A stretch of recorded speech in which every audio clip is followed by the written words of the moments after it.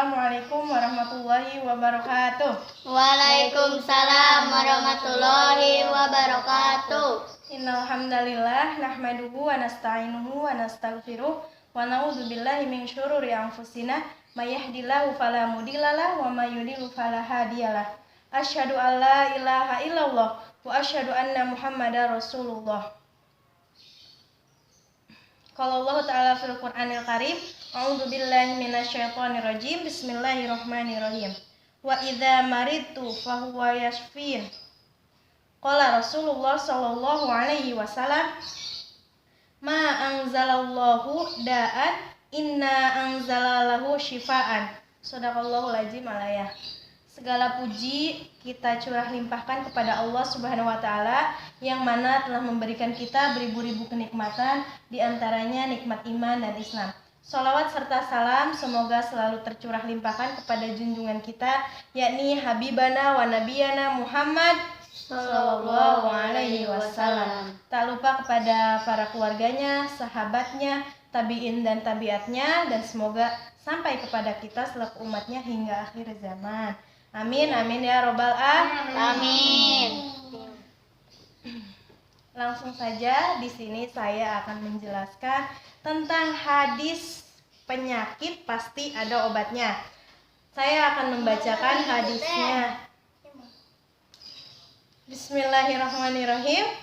Hadatsana Muhammad bin Mutsana, hadatsana Abu Ahmad Az-Zubairi, hadatsana Umar bin Sa'id bin Abi Husain qala hadatsani Atha bin Abi Rabbah an Abi Hurairah radhiyallahu anhu an Nabi sallallahu alaihi wasallam qala ma anzalallahu da'an inna anzalalahu syifaan. Menceritakan kepada kami Ahmad bin Mutsana, menceritakan kepada kami Abu Ahmad Az-Zubairi, menceritakan kepada kami Umar bin Sa'ad bin Abi Husain, dia berkata, menceritakan kepadaku Atha bin Abi Rabbah dari Abu Hurairah radhiyallahu anhu dari Nabi sallallahu alaihi wasallam, beliau bersabda, Allah tidak menurunkan penyakit kecuali menurunkan juga obatnya. Nah, udah jelas kan? Allah menurunkan penyakit juga menurunkan obatnya. Contohnya hal kecil, penyakit pusing, obatnya apa? Ramek. Sakit perut, apa obatnya? Roma. Udah jelas ya, Allah menurunkan suatu penyakit, Allah juga memberikan obatnya. Segala penyakit itu berasal dari Allah dan obatnya juga berasal dari Allah.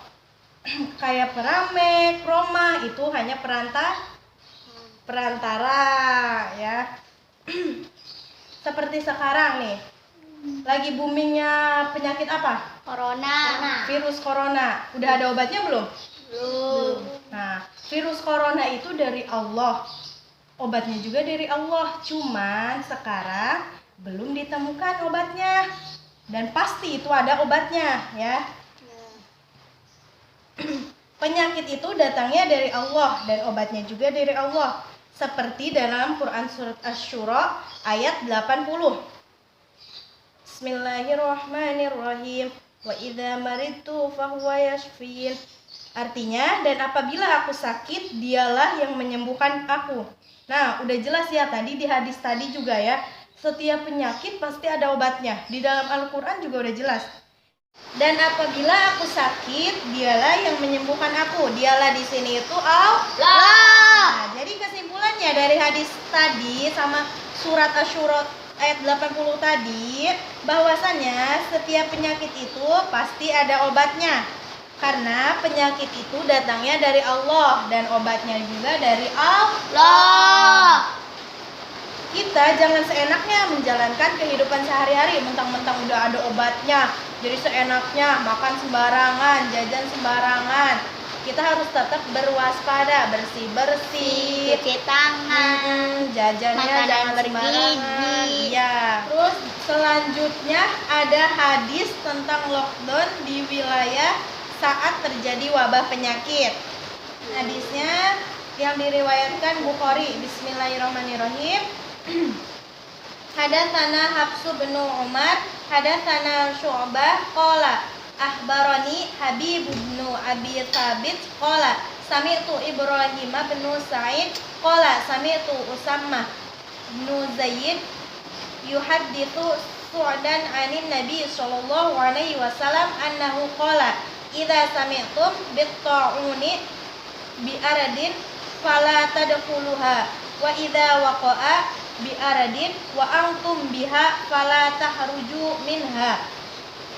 Artinya, menceritakan kepada kami Hafs bin Umar, menceritakan kepada kami Syu'bah, ia berkata, mengabarkan kepadaku Habib bin Abi Thabit, ia berkata, aku mendengar Ibrahim bin Sa'ad, ia berkata, aku mendengar Usamah bin Zaid menceritakan dari Sa'ad dari Nabi Shallallahu Alaihi Wasallam.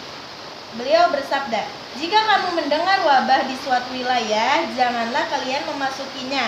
Dan jika terjadi wabah di tempat kamu berada, maka jangan tinggalkan tempat itu.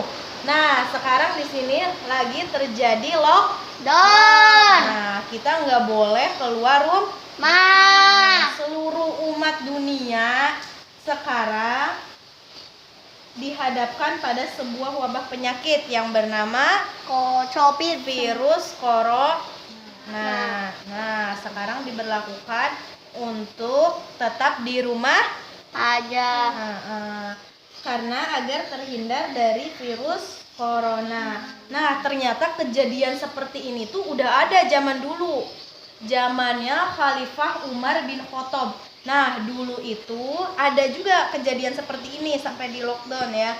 Dulu Umar bin Khattab ketika akan pergi ke suatu tempat, nah di perjalanan itu mendengar berita bahwasannya di kota yang beliau tuju itu ada wabah penyakit taun yang bisa menular kayak gitu. Nah, terus di tengah perjalanan Khalifah Umar bin Khattab dengan para sahabat berunding. Mereka akan melanjutkannya atau kembali ke tempatnya, ke rumahnya masing-masing. Nah, ternyata dia ingat tentang pesan Nabi yang tadi, hadis yang tadi. Jika kamu mendengar wabah di suatu wilayah, janganlah kalian memasukinya. Dan jika terjadi wabah di tempat kamu berada, maka jangan tinggalkan tempat itu. Dan akhirnya Khalifah Umar bin Khattab memutuskan untuk balik lagi ke kotanya. Nah, di kotanya Khalifah Umar bin Khattab memilih Amr bin As untuk menjadi gubernur. Nah, Amr bin As ini ditugaskan untuk menyelesaikan wabah penyakit itu. Dan Amr bin As menyerukan kepada umatnya semua agar berdiam diri di rumah saja, jaga jarak seperti sekarang yang kita lakukan ya.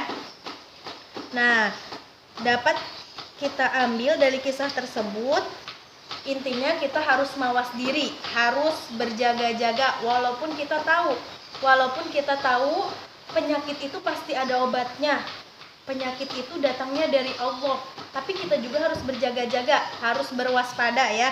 Jadi dari kedua hadis itu dapat kita simpulkan bahwasanya kita harus tetap jaga kebersihan, percaya kalau penyakit itu datangnya dari Allah dan obatnya juga dari Allah. Nah, sekarang kita terapkan dalam kehidupan sehari-hari, hidup bersih seperti dalam hadis yang berbunyi at-tahuru syatrul iman. Jaga kebersihan itu sebagian dari Cuci tangan, pakai masker, makanan bergizi. Kebersihan itu sebagian dari iman. Sekian pemaparan yang bisa saya sampaikan, kurang lebihnya mohon maaf. Ingat, di rumah jaga kebersihan, makan makanan yang bergizi. Kita ucapkan hamdalah bersama-sama. Alhamdulillahirabbil alamin. Wassalamualaikum warahmatullahi